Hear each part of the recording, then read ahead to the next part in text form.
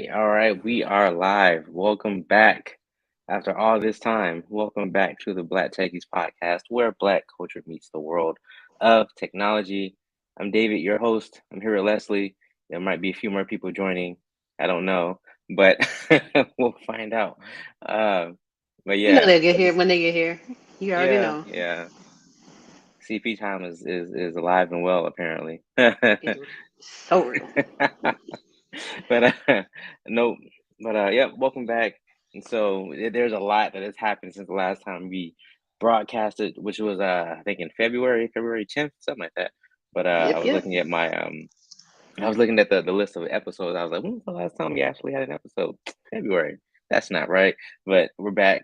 A lot has happened. Leslie, well, we can get into kind of little things, but most of y'all, or some of y'all might know that my wife and I are adopting. So we've been going through that whole process, and uh, that it's just been kind of crazy as far as scheduling and everything. That's partly why it's not necessarily an excuse, but it's an excuse, a valid excuse, I would argue, about why we haven't really been on. But we're here, and so without further Yeah. ado, let's see how's everything on your end of the world. I actually am no longer a Louisiana relative. I'm in Texas now. I'm in Houston. So, What prompted that move? um, it was time for me to go. It was a lot going on. Job got stressful. I was between my job, my personal life. I'm like, yeah, I need a change, and here I am. I had to go, and a job opportunity popped up, and I realized if I didn't take it, I wasn't gonna get another one, so I took it. Yeah, I've actually been through a few interviews myself. Didn't get the job, unfortunately, but hey, I still have one. But Oh, no, that's always good, right? If you see that opportunity, go ahead and take yeah. it. Did they like pay for you to move, or like did you have to do all that yourself? Well, I'm still technically, legally still a Louisiana native, and most of my stuff is still in the house that I left behind. But I am trying to, in the process of once I get a place, I'm gonna move my rest of my stuff up here. So I'm moving in progress. I came with a couple suitcases, my electronics, and that's about it for now. Just something to get me started and stable. My last day of work was April 14th. My first day at my new job was April 17th, so I grabbed what I could and left. Oh man, you didn't Yeah. like do take like a week between to kind of Nope. breathe. Nope. You gotta get that Need. money, right? Yep. Nah, the reason I'm leaving in the first place, I need more money, so I took the opportunity. Oh yeah, well yeah. Is the I'm not familiar with the cost of living in Houston. Is it lower than where you were? I think you were in Shreveport. Oh no. Shreveport is like I had a two-bedroom house in a pretty off neighborhood, but it was only like 600 a month. Mm, Here for I'm in Stafford, so it's pretty quiet. It's a suburb. I think a mm. one-bedroom apartment is like between 750 and 820. Oh man, that's I mean, that's I'd great rather, compared to other places. I mean, no, right? I wish it was 750 over here, but no. But no, that's good. I'm glad that you were able to uh one make that move. Are you what are you going to be doing? Like still in the I'm a test engineer now. Working mm, for a company that tests probes that are built in house. It's pretty cool. It's like a lot. What's funny is one of the probes I recognized when I used to work at the hospital. So it's like, yes, this is stuff I can use. mm-hmm. It's a it's more repetitive, monotone work, and I think I like that more. I still do Oh, software dev and stuff on the side, but it's more of a I can throw on a podcast and just work through it. I'm fine. right, right. No, that's good. Um, so it's funny you say that, right? Because I actually applied for a few software engineering positions. I actually interviewed for a Really? software engineering position last month. That still didn't get it. Like I said, I was in the running though, right? I remember, Okay. and it's just for a large tech company, and I was like, I'm a network engineer, and so I'm basically trying to make that career switch to a software engineer. And the fact that I was still in the running, right, for a software engineer position. I feel pretty good.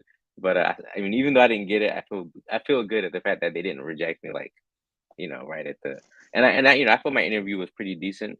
Um, it's a big tech company. It's software engineers. Obviously, they ask, a bunch of coding questions and stuff like that. But I feel like I prepared as well as I could have, Hmm. especially, considering I had to basically relearn all of my computer science stuff.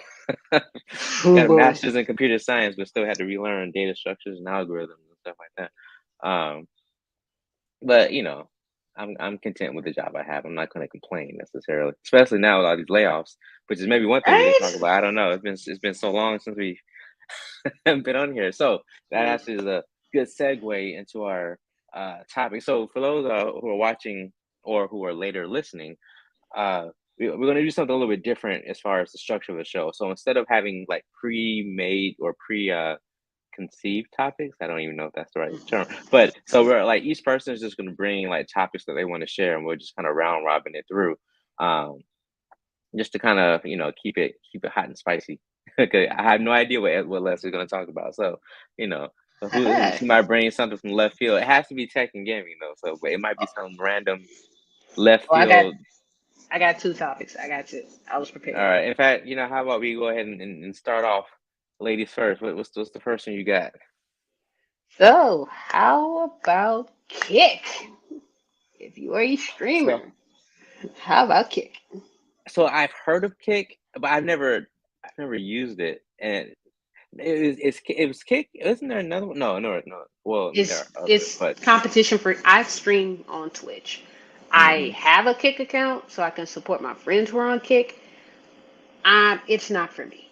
It's not for me because it's one of those like, well, I can see the reason for having the competition. Kick's payouts for their subs and everything. Right now, Twitch's payouts for any ad revenue, subs, anything like that is a 50-50 split.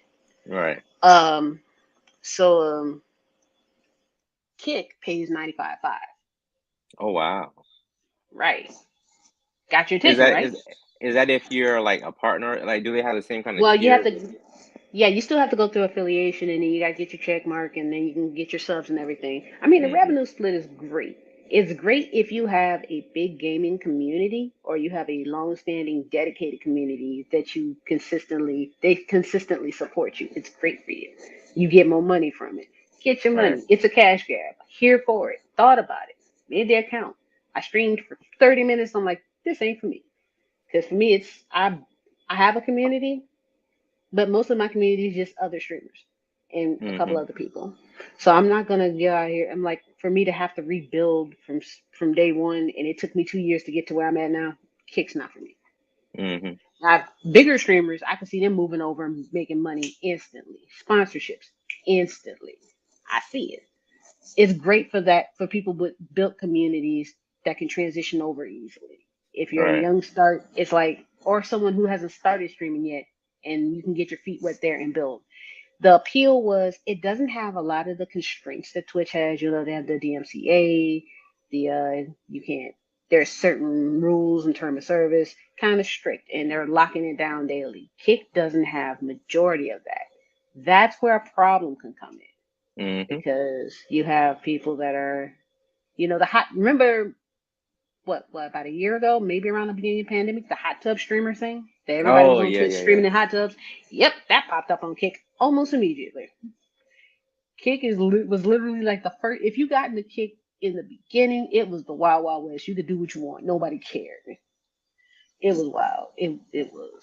But they're starting to slowly, rein a little bit in. Like, hey, you can't do hot tub streams. You can't do blatant nudity. But something that stood out is in their terms of service.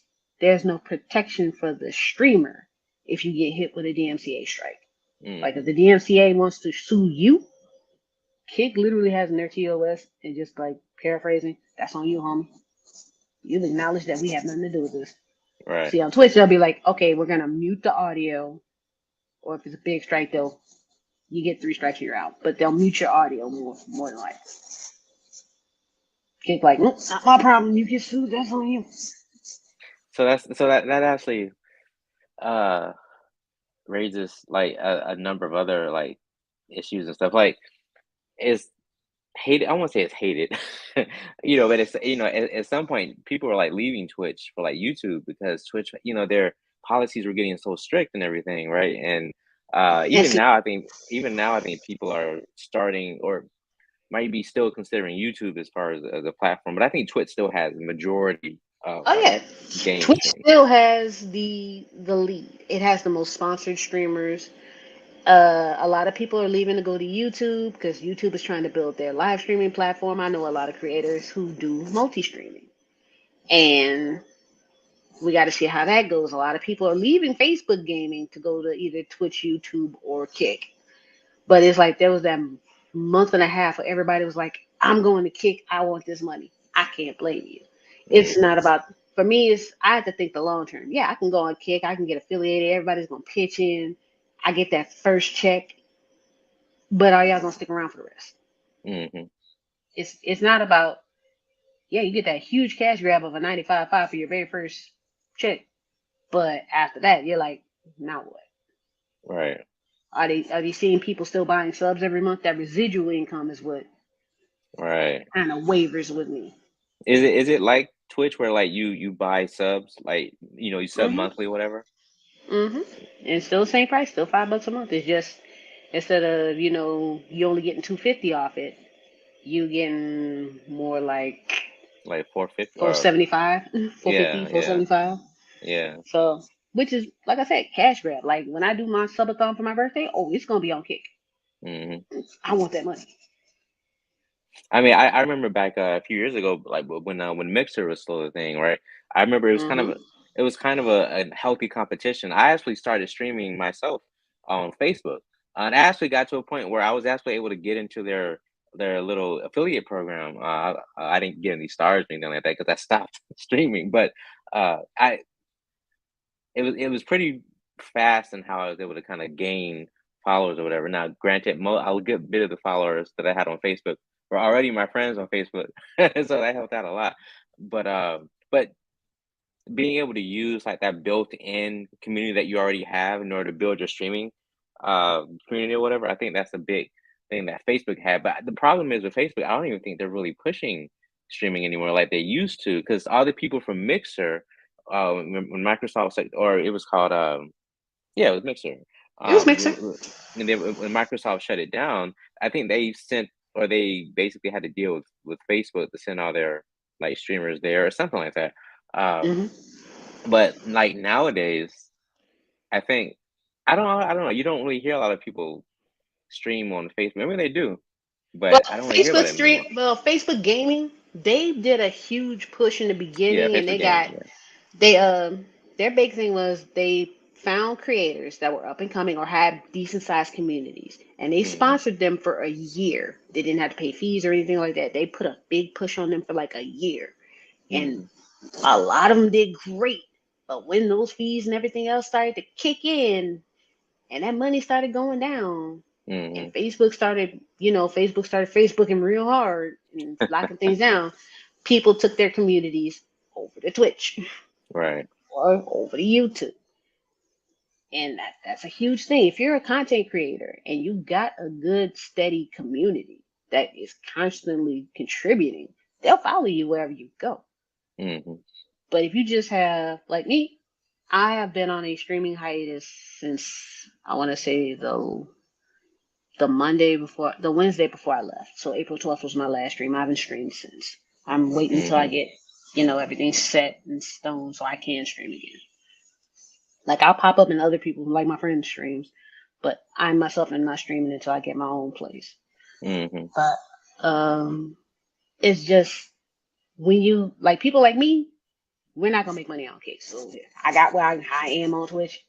I'm gonna stay where I'm at on Twitch. I'm good. I mean, honestly, that's where you kind of build your community. I mean, it's kind of hard, especially if that's where they're used to it. Like, and Hmm. then like they're used to how Twitch does things with the emotes and all the stuff that Twitch does. It's kind of And hard see, to transfer. Kick has that same ability for emotes and everything. You use the streaming software. You get more emotes with Kick, but the way you got to set up your streaming software to interact with Kick, it actually hmm screwed over my Streamlabs. Like I can't use Oh Streamlabs wow. anymore. I have to use straight OBS Studio hmm if I want to stream. Which luckily I was already in. I was just like, look, if I'm gonna stream on Kick, I'm gonna do it through Streamlabs, so it's not gonna screw nothing up for me. I'm glad I Right. did. I'd have been too pissed. But we It's funny. I used to use so I use Streamlabs, but then I think I switched to Stream Elements because I think Streamlabs has a or it, I don't know what it is how it is now, but when I used it, if someone has a heavy overhead when you're streaming, like if you're playing on the same system that you're streaming on, it has somewhat of an overhead because your computer has to Ooh. run Streamlabs at the same time as the game and the stream, and so Oh yeah. Oh I yeah. like how It's integrated it is though. I like the integration, but man, you gotta have a somewhat beefy, not super over the top, but somewhat beefy CPU to kind of handle all that. yeah. I stream from my computer. I'll play the game and run stream OBS from my computer. Like sometimes Mm, I'll have issues. I'm actually working on trying to do it in a different format. Probably when I move, when I have better equipment, I'll have my desk back and things, things like that. Get things a hmm little better. But I'm gonna get there. It's a process. I'm kind of glad because I just bought a new tech. I'm using your pod mic. I'm using your pod mic. I finally got I had the wrong cable for it, so I wasn't using it at uh, first.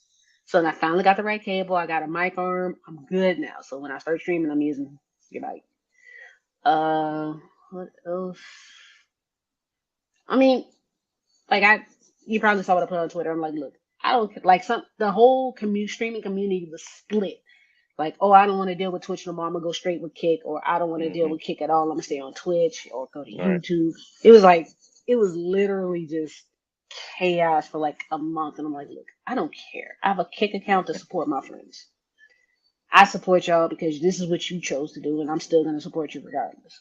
hmm And there's some people like, oh, I'm not gonna watch you if you don't Kick. Okay, well, not gonna hurt. You probably don't watch me now. Who cares? Right. Are you're primarily a PC gamer, right? All I'm a right. PC gamer. So hold that thought, because there, I'm gonna run this ad right quick, and then we gotta talk about PC gaming because it's been a crap show these last few months, maybe last year really. But all right, Ooh. so I'm gonna play this right quick, and then we'll get back into it. Y'all stay tuned. Yeah, baby, you know what time it is. Now let's get it started. Are you kidding me? Unreal! While our HBCUs are mostly known for academic rigor, community, they also know how to turn up. Does he have it? Yes, he does!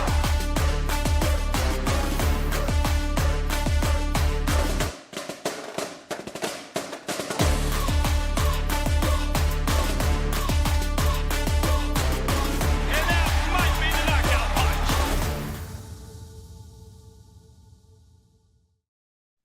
All right, as you saw there, we are partnered with HBCU Digital. Shout out to them for helping us spread the good news of Black techies everywhere.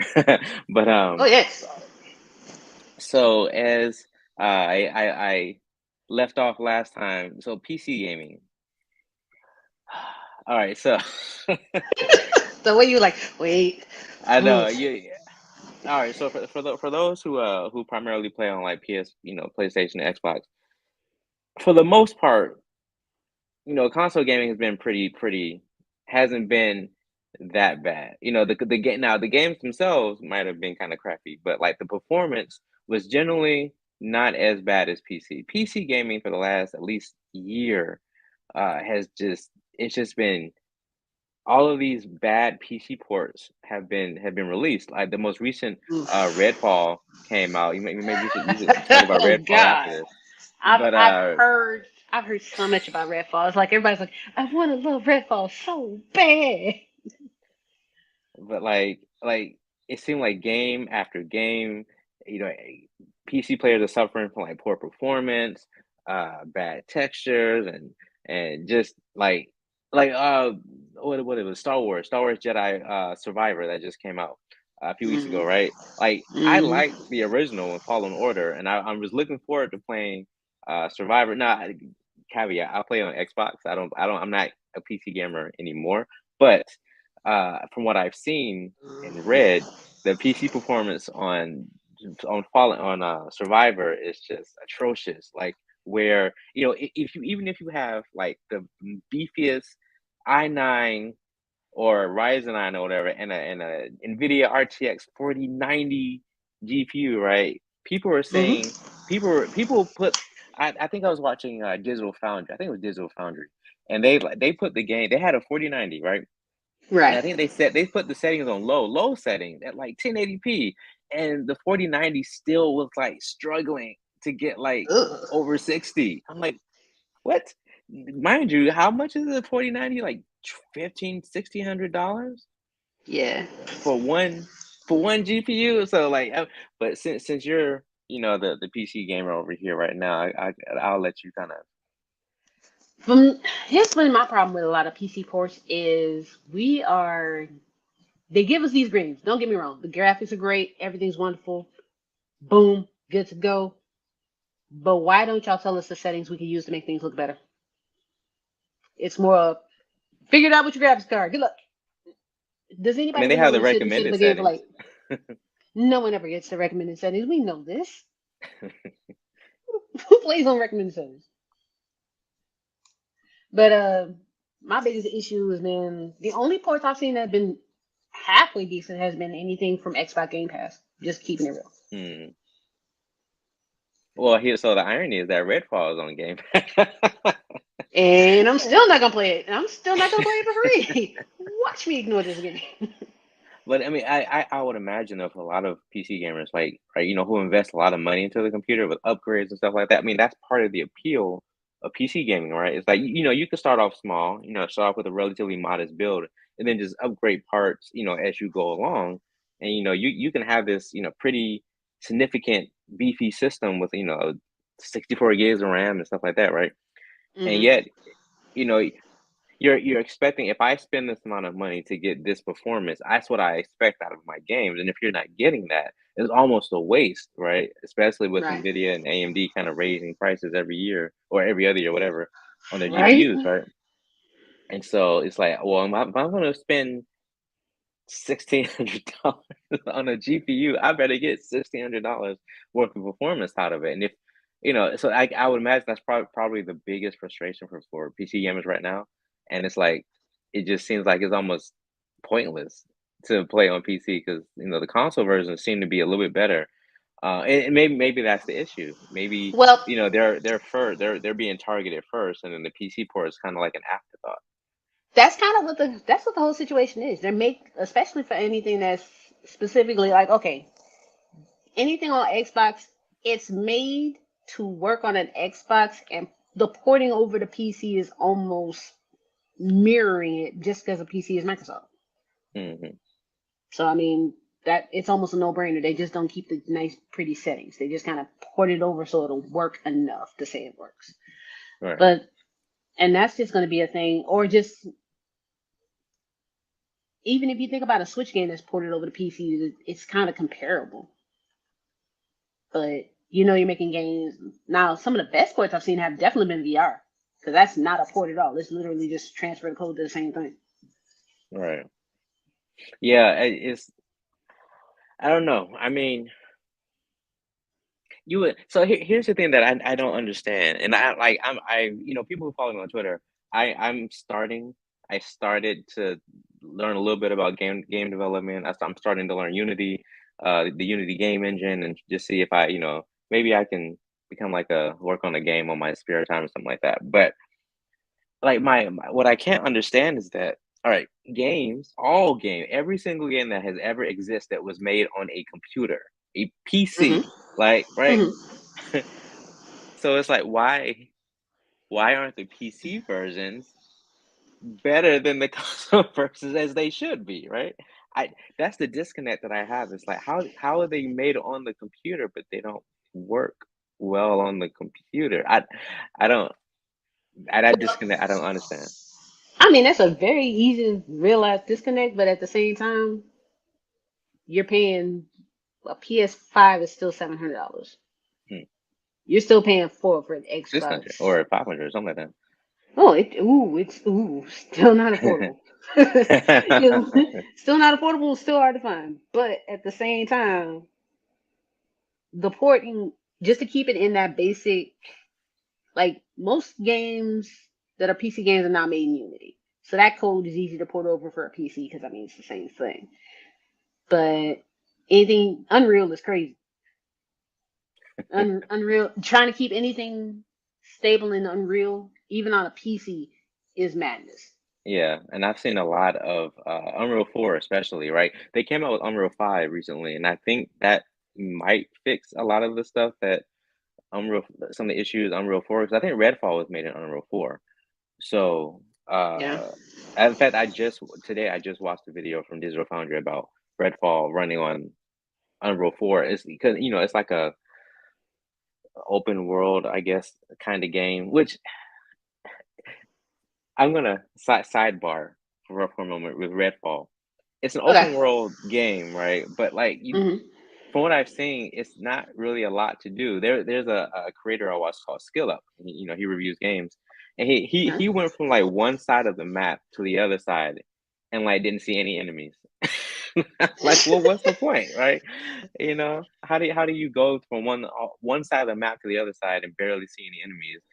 That's And bad coding right there. That's bad spawns. That's right. what that is. He exposed the fact that they left a bug. Hey, send it to the developers and get you a bounty. Maybe I don't know, but I mean, so here's the problem with Redfall though, right? This is a triple A like Xbox/PC exclusive, right? This is Microsoft's thing, and like Hmm. these are the kind of games that are supposed to compete with like Sony's, with God of War and Spider-Man and stuff like that, right?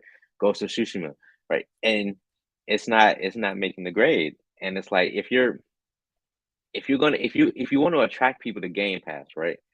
You're gonna have to the games that come out, especially if they're exclusive, you're gonna have to make them more compelling than what's coming out now. And, Well, and you, but- go ahead.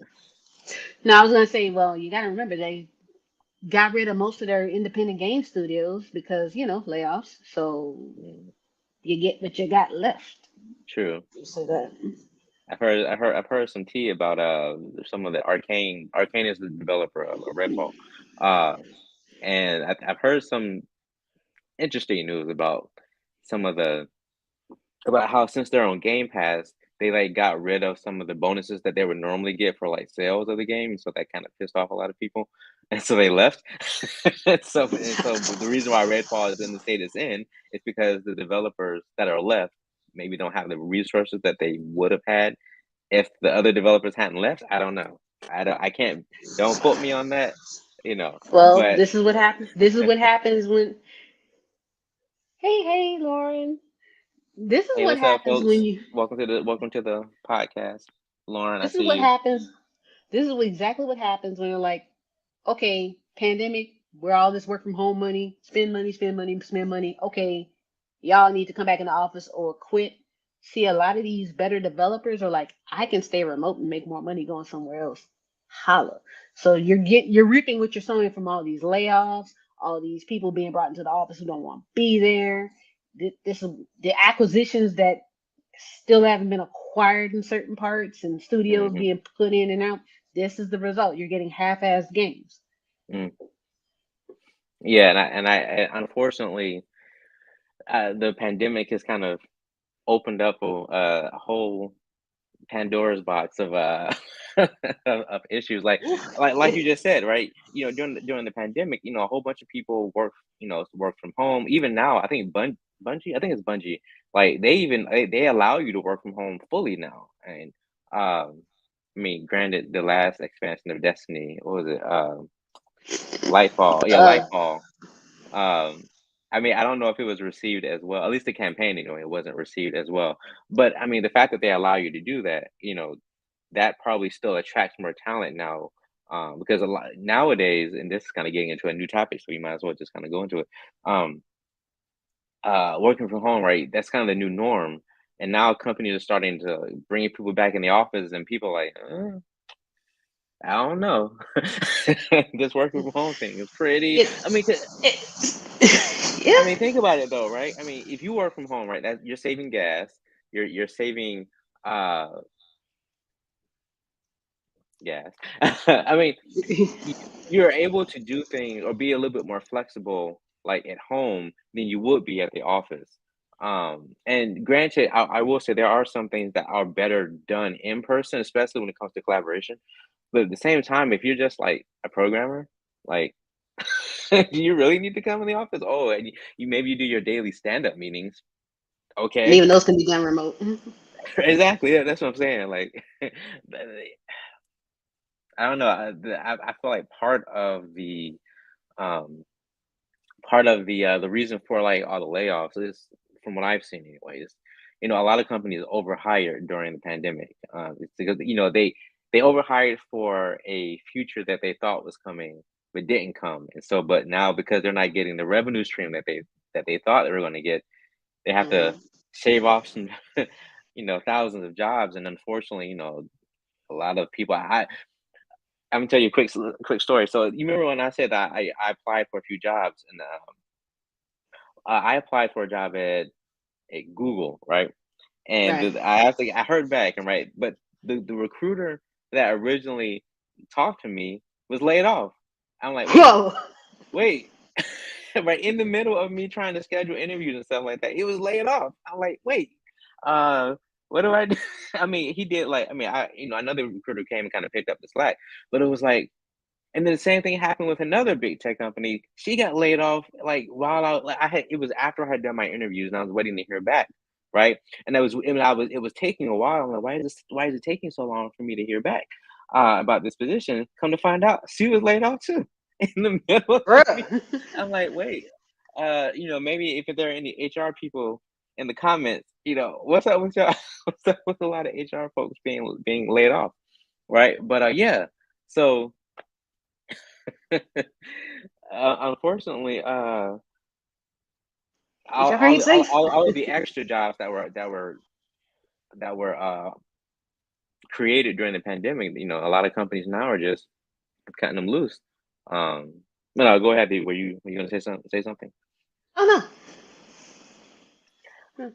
So, but I mean, look at the comments for a little bit. So yeah, so Lauren Hazel, she was saying that food costs go down. Oh yeah. um, it's funny with working from home. Even I feel like the offices themselves, the companies themselves, save money because they don't have to worry about supporting as many like in person activities or whatever. Right? They save on electricity costs and all that kind of stuff. But the problem is right. Mhm. Um, a lot of companies like have to rent their office buildings, and so they're trying to recoup those costs that they have to spend on those buildings, and so that's probably why they want people to come back to the office in order to justify having the building that they paid all this money for. And so um they got leases, they got rent to pay. um Mhm. but I'm not just taking a gander at the comments for a little bit. Yeah, some things do happen. Some things are better as far as collaboration when you're in person. Um, but let's see. Well, the company, at least for some of them, there are leases that they can't get out of, and like, yep, they take out loans in order to build Yep. campuses. Yep, you're exactly right, Lauren. Like they'll take out these loans in order to facilitate growth, expand into different cities and stuff like that. But then when the pandemic hit, bam, everyone's stuck at home and on lockdown, and now all these loans that they took out somewhat, and a lot of these lockdowns lasted for a while, at least what a year or two, before they were like, Um, I think most of the major lockdowns ended like late 2021, almost yeah, into yeah, yeah, 2022. yeah, exactly. So like let's say they started somewhere around April-ish 2020, March, April, June 2020. So like March. that's a whole year and a half of being at home, and now you expect all these people to come back to the office after being home for a year and a half. Like, I don't know. Now, granted, I know some people don't like working at home because there's that disconnect between like being at home, Yeah. like what's your home and then what's your job, right? If the same space you use for home, it's the same space you use for your job. It's kind of hard to for that mental, disconnect or whatever. But yeah, yeah. I don't know. I don't. I feel for the people. If you're listening or watching, and you were one of the people who were affected by the layoffs. I feel for you. Uh, Especially in tech. A lot of tech positions got laid off. Software engineers got laid off. Um, but I would say hang in there. Hopefully that your talent will not go wasted. Um, unfortunately, we're not hiring here yet, but maybe in the future, we'll see what happens. But I'm trying to think, was there anything else I wanted to discuss before I go on another break? Did you have anything else on this Oh topic no, we before can we go go on to a break? break because I go on break because I got another topic for you that I know you're Yeah. gonna have something to say about. Oh yeah. All right. All right. One more break and we will be back. We all stand on the shoulders of those who came before us. A black future happens all the time. It's built on a foundation of those who have paved the way. A generation ago, all of this would have seemed unheard of. And what's new to the world now will be incomparable to what's coming up next. Trust your dream. The future is counting on it. All right. Shout out to AT&T for that ad. All right. All right. Go ahead. Go ahead and hit me. What's up? Chat GPT, what you think? Oh man. Oh yeah. We definitely got to talk about AI and chat. Oh my God. Okay. Mm-hmm. All right. So let me set the stage for a minute. So for those who are unfamiliar, well, actually, I don't know. But at this time, I think most people know about ChatGPT now, even if you're not in tech circles, right? Yeah. So basically, like ChatGPT, it's called a generative AI or artificial intelligence, right? It's able to generate response like human-like responses based on questions or whatever that you type into the prompt. So you can ask ChatGPT almost anything and it'll give you some kind of response. I actually used a competitor from Google called Bard, and I actually gave it. So when I was preparing for my job interview, there's a website called Leak Code that I go to in order to practice coding problems, and so I put one of the hard coding problems into Bard just to see if it could answer it. It did. Like, okay, well. Wish I was that good at answering coding problems that like that. But like you can put in whole prompts for it to do, and it'll spit out almost anything. You can have it write a resume for you. I've seen people write resumes from using Chat GPT. I've seen people straight up use it for their homework. Students, please don't do that. Please don't use Chat GPT for your homework.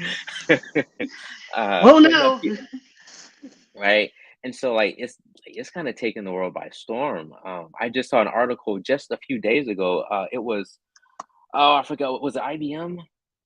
It was some company that said that they're gonna lay off like 7,800 jobs because of AI. I'm like Mm-hmm. 7,800? Oh my gosh. Well, But Bard is actually Samsung's trying to work out a deal with Google. Well, Android is trying to make out a deal with Google that Bard's going to come defunct on Androids now. I'm not surprised. I mean, Android is developed by Google, right? Why not? And Mm-hmm. here's the thing that's somewhat. I mean, I would say ChatGPT was popular, but I think what really kind of set it over the edge was when Microsoft announced like they were integrating it into Bing and like Edge, their browser, right? And, Mm-hmm. and Google basically lost their crap when that happened because here's the thing: if you can just use ChatGPT for your searches, why would you need to Google anything? And Google's biggest revenue stream is ads that they show Mm-hmm. you when you Google stuff. And so you click on the ad, and that's how they make money. But if you're not Googling anything, Google's not going to make any money, right? Yep. So, And that's why they signed uh, that deal with Android. Now yeah. Bard's going to be all on every Android, and I'm actually prepared for that. I'm not even gonna lie. My last week of work, I had to write a lot of documentation. I used GPT to. I just typed everything that I did, and Hmm. then I said, "Make this sound like a technical writer wrote it," and then they rewrote it and just copy and pasted it. See, I mean, you can ask it almost anything. It'll Like, write now, this like a technical writer. right. You can even have it you can even have it write things like celebrities or something like you can have Hmm. it respond as if I was Donald Trump or something like that, right? You can actually do that and it'll respond the way it's hilarious actually. That said, right, there are some limitations with it, at least for right now. There are these things called hallucinations where basically it'll sound like it's the right response, but it actually has little factual errors. There's a well-known tech YouTuber, MKBHD. I'm pretty sure our audience is well aware of him. I think he did like a a versus between, was it Bard? Yeah, I think it was Bard. I think it was Bard and ChatGPT, and he was, he put different prompts in both of them just to see what they would do. And like sometimes, like when he would say like describe like the best phone of 2023, the best smartphone of 2023, it would say like the iPhone 14, whatever, um, and Samsung Galaxy, whatever, right? But some of the details wouldn't be 100% accurate. So you have to be careful when using stuff like this for right now because occasionally it might sound right, but it's not actually correct. Well, that's the point. It's supposed to be as you're adding data and you're asking questions, it's learning. So it may not Right. say that right now, but the next time you ask about it, it's going to incorporate what it's learned. Right. And I forgot who about last week. Somebody, a major researcher, left his job saying, "Yeah, Yeah. AI is going to take over the world. I gotta go. I'm not dealing with this." Which Yeah. He I was. can see that Yeah. because you're gonna.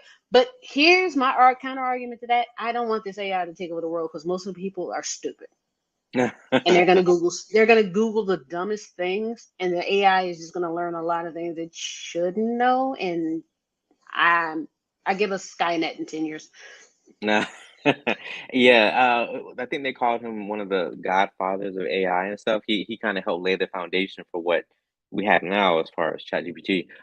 So I will say stuff like Skynet, that's called AGI. I think is artificial general intelligence, and that's Hmm. basically the ability for an AI to basically act like us, which we haven't quite gotten there yet. But like you said, with the preponderance of knowledge and queries that people are going to put in there, it's just going to keep learning, right? It uses something called a large language model. I think that's what it's called. Yeah, it is a large language model. So, Oh, so let me ask you, what do you think is the biggest downside then to ChatGPT or any of the generative AI stuff? human error.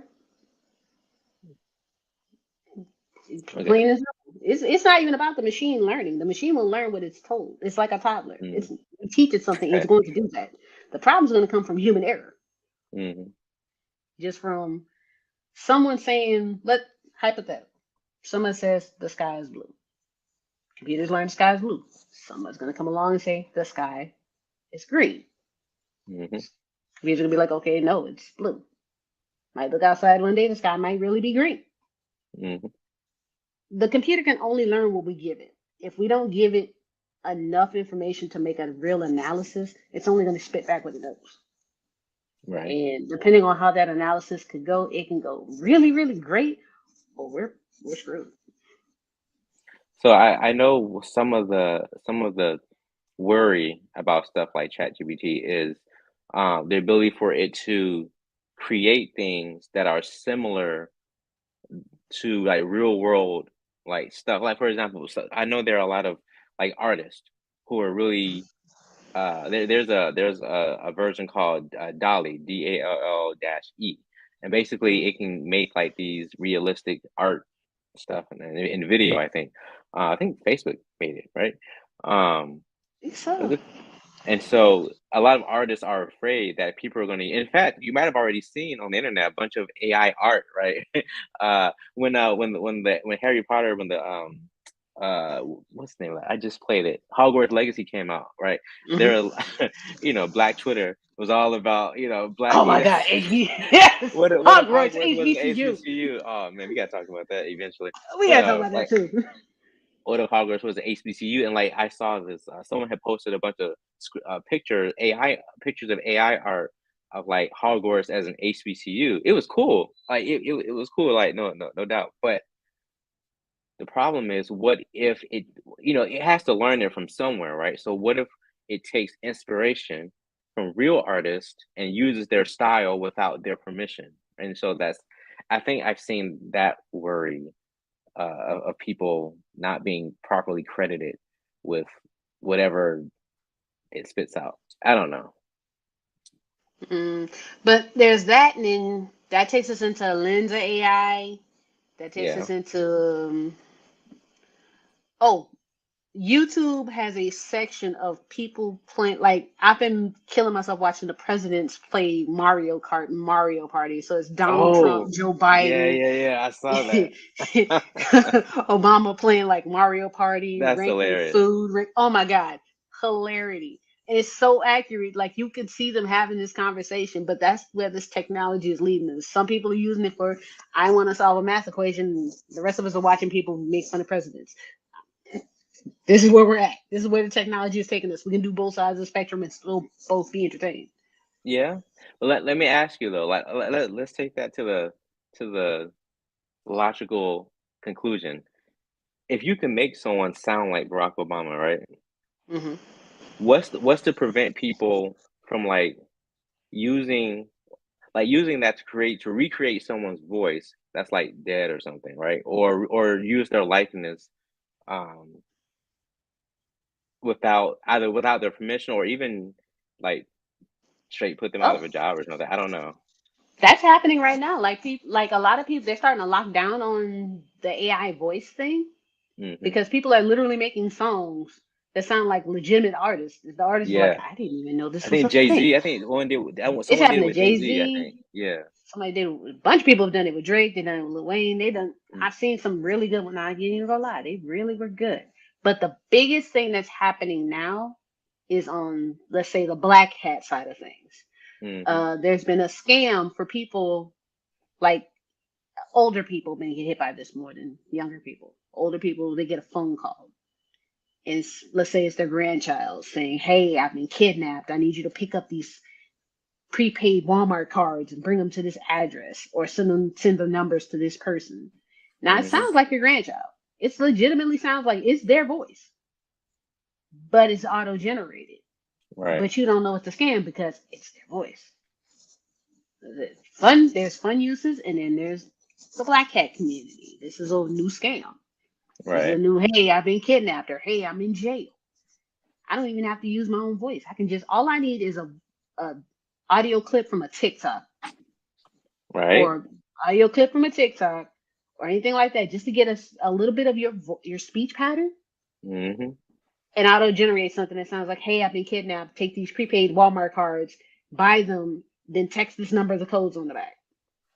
I look at you, scam, but it sounds like me though. And how do you and that's gonna be, oh man, that's next generation scamming right there. Like, well, they don't Oh, it's use your, already started. They yeah. were doing. I heard about this scam from people in Baton Rouge got hit. Mm. So this is something they've been. This is incorporated. This is real stuff. That's within the How do last you fight week. against something like that? I mean, that's like You you can't can't. prevent because I mean, if you think about it, like stuff like TikTok and video, is the king right now. And Hmm. if you're heavy into that and being a video creator, what's to stop someone from taking not just your voice, but your likeness, right? If your Hmm. face is on camera, like they can just download gigs and gigs of video and recreate you doing stuff and make deep fakes of you with your voice, right? Hmm. And Like I said, there's nowadays, yeah, go ahead. that's what's gonna. This is the other side of the coin. There's a whole bunch of benefits, but here's where you get the scammers. They're gonna do this. You don't know how many people could look up, especially a lot of major content creators. You could look up and like, why is this video out? The Hmm. video isn't real, but it's real enough, and that's all they would need to really just ruin your reputation. I mean, if you think about it, I mean, think about the internet right now. Think about how many people. No, think about 2016 or 2020. Right? Think about how many people were fooled with disinformation about the election. Right? Think about how many people. There wasn't even any AI then, right? This was just random people creating memes on Twitter and Facebook or whatever, and and now people are believing those just static picture memes, right? That's just a meme. Mm. Now we have the ability to create fake videos of people using their voice, and now people are going to think, yeah, Yeah, I'm not. these next 2 years, this election cycle is gonna be wild. Oh man, I'm not looking for it. We're already kind of in it already. Yeah, People I'm already saying announced. we're in it. So, but next year with this technology out and about, good Hmm. God, it's gonna get wacky. I'm not looking forward to it. Is and The way things are looking, it's gonna be Biden and Trump 2024, and I'm just over it. But I'm over both of them, to be honest with you. I'm like, look, y'all, both of y'all over 75 years old. Can we? Okay, I'm not. I promise you, I'm not trying to be ageist or anything, but like, okay, Yeah, we want somebody that's got a good shot of actually seeing all 4 years. Because we've seen how, you know, how a presidency will age a person. These people go from everything is great right? after 4 years. Someone put me down. I could see why they get a salary for the rest of their lives. You just damn near killed them in 4 years. Basically, yeah, So it we got to definitely. deal with that. But that's oof. The campaign trail for next year's presidential election is going to be awful, no Before matter we who it is. before we close out, let me let's end on a fun topic since we kind of already talked about it. Yeah, that's right, Lauren. Ham U. We gotta talk about Ham U. Hogwarts Oh A&M God. University. All right, so like I said before, when Hogwarts Legacy came out, it's a video game based on the whole Wizarding World and all that stuff. I will leave all the controversy with J.K. Rowling over here. I'm not talking about it. So Thank we you. strictly talk about Hogwarts because my whole family were actually big Harry Potter fans, and so hashtag Team Ravenclaw. But but Oh, Puff. my daughters have been looking at me with the giving me a thumbs down. Like you can't decide whether or not she is Slytherin or a Gryffindor. So I don't know what she is, or a Hufflepuff. I don't know. What are you a Slytherin or a Hufflepuff? She says, okay, fine, you will be a Slytherin for it. I don't know if you hear about that. She's saying she's both. You can't how okay, anyway, we'll keep going. Wow. So when the game when the game came out, right, a bunch of people, you know how Black Twitter is, right? They came out with Ham U, Hogwarts, A&M University, and like people were just putting out, what would happen if Hogwarts was an HBCU? Like what kind of things would you see, right? And I legit think it could be a real thing. Like so hear me out, right? I said this on Facebook. I was like, all right, if the so like in the canon, right? I think Ilvermorny is the North American school for for witchcraft and wizardry, right? But what if there was like a smaller school, an HBCU, just for witchcraft and wizardry, right? I think you could pull it off. You could incorporate like the actual lore and the canon of the Harry Potter universe, and still incorporate some of the unique HBCU stuff that we do. Like, what if Slytherin and Gryffindor had to step off, right? I'm just saying. I'm Man, just saying. what? Like, That would be lit. imagine like the magical marching bands of Quidditch, right? Bruh. Okay, Can you imagine like a Quidditch bowl? Yo! right? Come on. That would be So, so lit. like, I don't know. Did you see some of those memes? I think you did, right? Oh, I did. I saw most of it. I was cracking up, but still Hufflepuff. Always. Yeah. Oh, you're a Hufflepuff. Interesting. I'm a Hufflepuff. I know, right? All right. But it fits my personality perfectly. I don't know. I would think based on your personality, you would be more of a Slytherin, maybe, or maybe Gryffindor. Probably Gryffindor, Slytherins aren't but bad people. They're more definitely ambitious, Hufflepuff. right? But no, I'm a hard Ravenclaw over here. But I tend to be more of a academic kind of person, so it makes sense.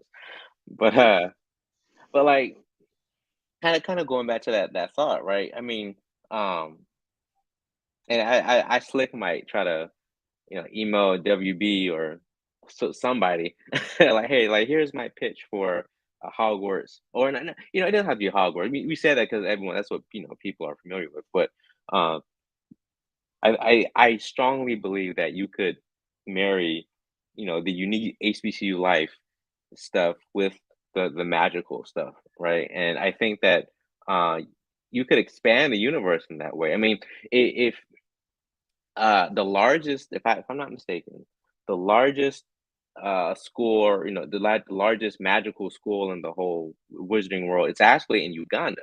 I forgot the name of it, but it's like it's somewhere in Uganda, and I think it's like hewn out of a rock or something. I forgot how they described it, but I remember in the game they talked about it because one of your friends in the game, she actually transferred from that school to Hogwarts, and so it's, as you play the game, as you get to know her, you're like, she tells you about the school and how they actually don't use wands. They actually focus more on non-wand magic, which is interesting because most of the magic you see is done with wands, and so I think that would be an interesting application. So I say all that to say, the largest school is in Uganda, right? Take Hmm. all of that and like let's just suppose that unfortunately the slave trade did happen. All of that happened, and everything that happened in the real world, as far as how HBCUs happen and all that stuff, all of that happened. But with also within the wizarding world. So you have this HBCU in Hmm. North America that that is just for learning magic, right? Uh, Hmm.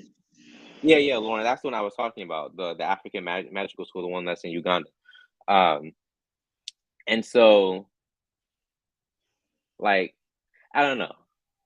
What if maybe there could be like a spin-off book or something like where this poor you know black guy or a girl, she grew up in the hood and she finds out, or he or she finds out, they have magical abilities, right? And they're like almost kind of like Harry Potter in a way, but in in this way, they find out, hey, there's an HBCU just for you know learning how to use magic, and then they Hey, somehow get. step show would be lit though.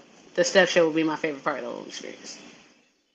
I think, just apply all of that. Step shows, classics, the marching bands, their pageantry. I'm wearing my aristocratic band shirt here, so I'm partial to that.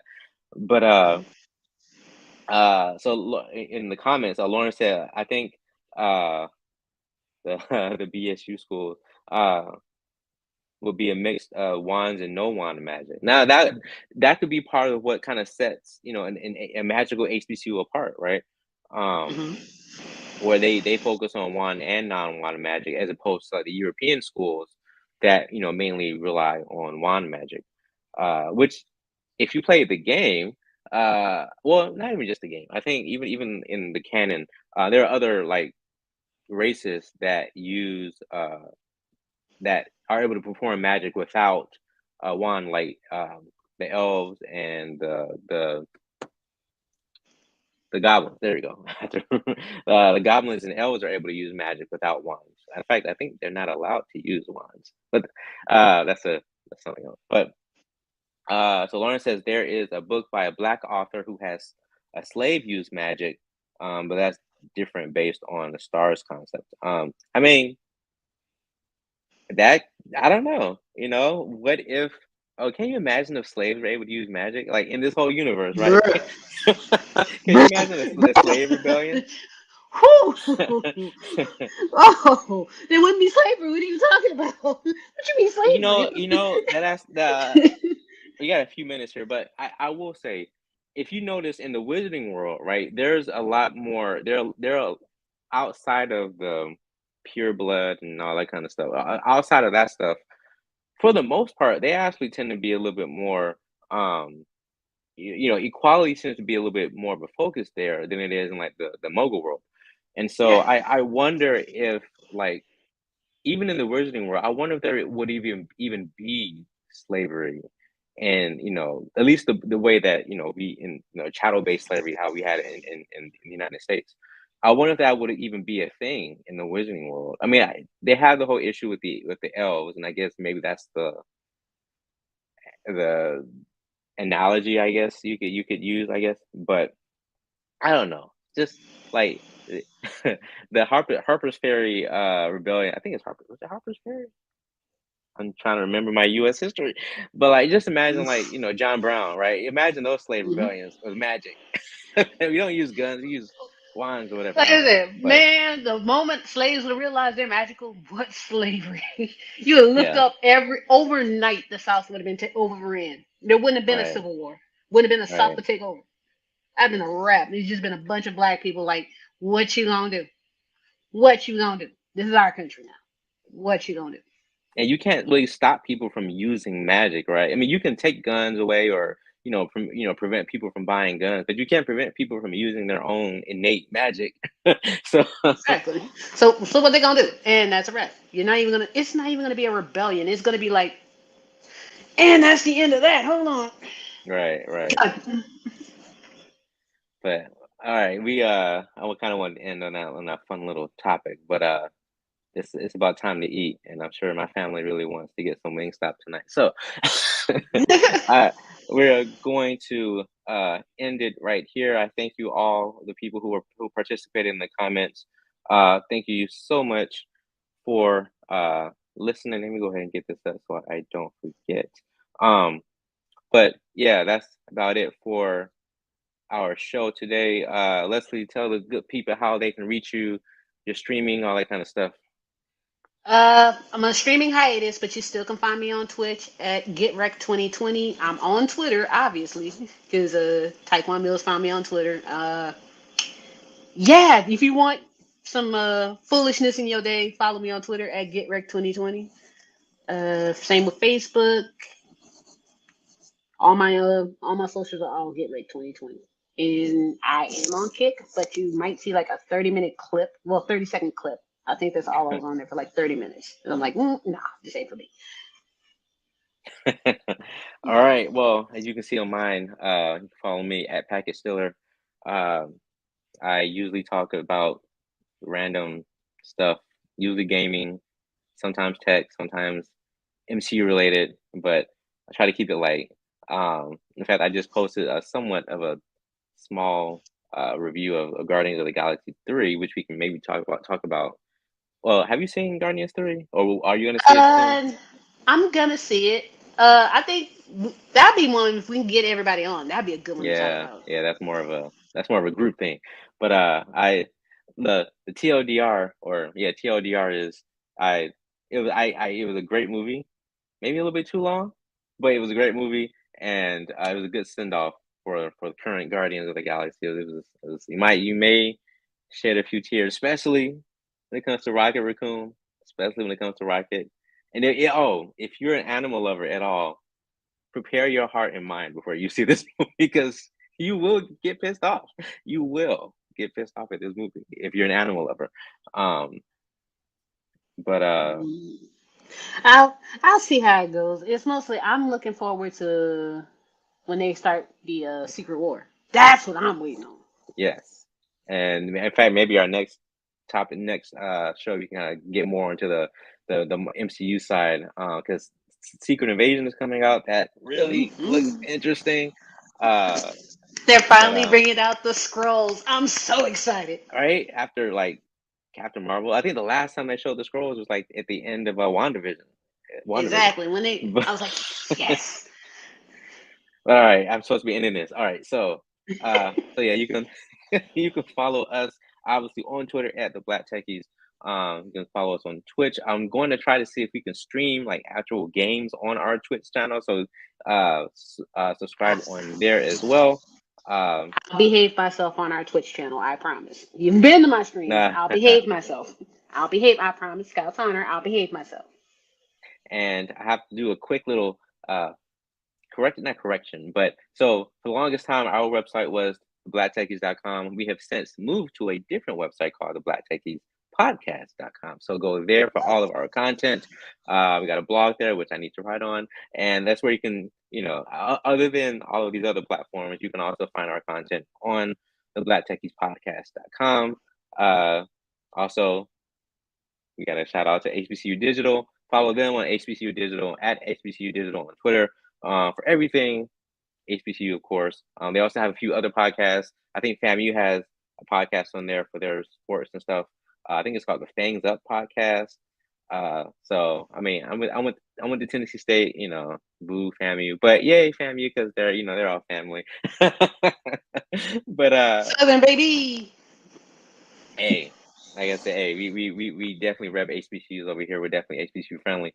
But yeah, that's the show. That's where you can follow us. We have a Patreon. I would say for the moment, we have patreon.com/the Black Techies. We also have a Discord. and I will try to put all of that stuff in our show notes so you can go join us in Discord. We also have a Facebook group called the Black Techies Collective. We're always active on there as well. So let's build this community. Let's show people that there are Black people who really love tech and gaming and all things blurred. Other than that, I think that's it. So with all of that, Hail Wakanda. Hail Wakanda. All right. See you all.